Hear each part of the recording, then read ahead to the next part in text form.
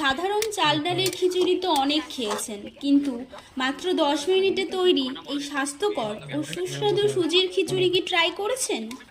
যারা ওজন কমাতে চাইছেন বা বাচ্চাদের জন্য পুষ্টিকর কিছু খুঁজছেন, আজকের রেসিপিটি তাদের জন্য সেরা সমাধান।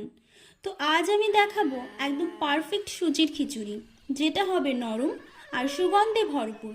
একবার বানালে বারবার বানাতে ইচ্ছা করবে। শেষ পর্যন্ত দেখবেন, কারণ আমি একটা স্পেশাল টিপস দেব যাতে সুজি একদম দলা না বাঁধে। নমস্কার, আমি শ্রেয়া।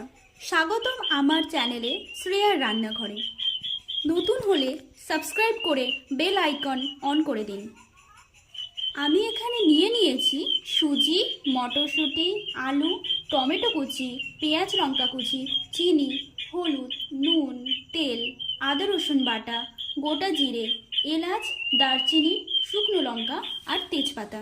সব উপকরণের সঠিক পরিমাণ আমি ডেসক্রিপশনে দিয়ে দিয়েছি, আপনারা দেখে নিতে পারেন। প্রথমে কড়াইতে শুকনো সুজি হালকা আছে 3 থেকে 4 মিনিট ভাজুন।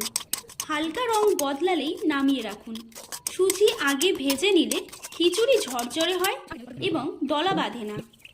এবার কড়াইতে তেল দিয়ে তেজপাতা, শুকনো লঙ্কা, গোটা জিরে, আদা রসুন বাটা, টমেটো কুচি, পেঁয়াজ লঙ্কা কুচি দিয়ে সবজিগুলো সামান্য নুন ও হলুদ দিয়ে ভেজে নিন।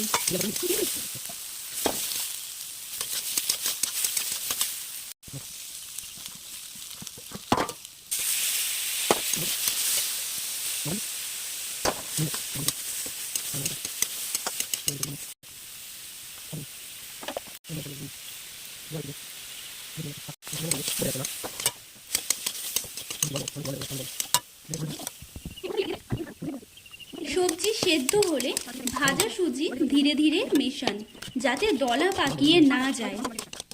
এবার জল দিয়ে সবজি সেদ্ধ হতে দিন। মনে রাখবেন, সুজি দেওয়ার সময় এক হাতে ঢালবেন আর অন্য হাতে নাড়বেন, তাহলেই দলা হবে না। 3 থেকে 4 মিনিট ঢেকে রাখুন। শেষে নামানোর আগে 1 চামচ ঘি এবং সামান্য গরম মশলা ছড়িয়ে দিন। দেখুন কতটা নরম হয়েছে। সকালের নাস্তা বা বাচ্চাদের জন্য একদম পারফেক্ট। ভিডিওটি ভালো লাগলে লাইক দিন, শেয়ার করুন আর কমেন্টে জানান আপনারা খিচুড়িতে কোন সবজি সবচেয়ে বেশি পছন্দ করেন এবং আপনি নেক্সট কোন রেসিপিটি দেখতে চান। আর সাবস্ক্রাইব করতে ভুলবেন না। এইভাবে আমাদের পাশে থাকুন। ধন্যবাদ।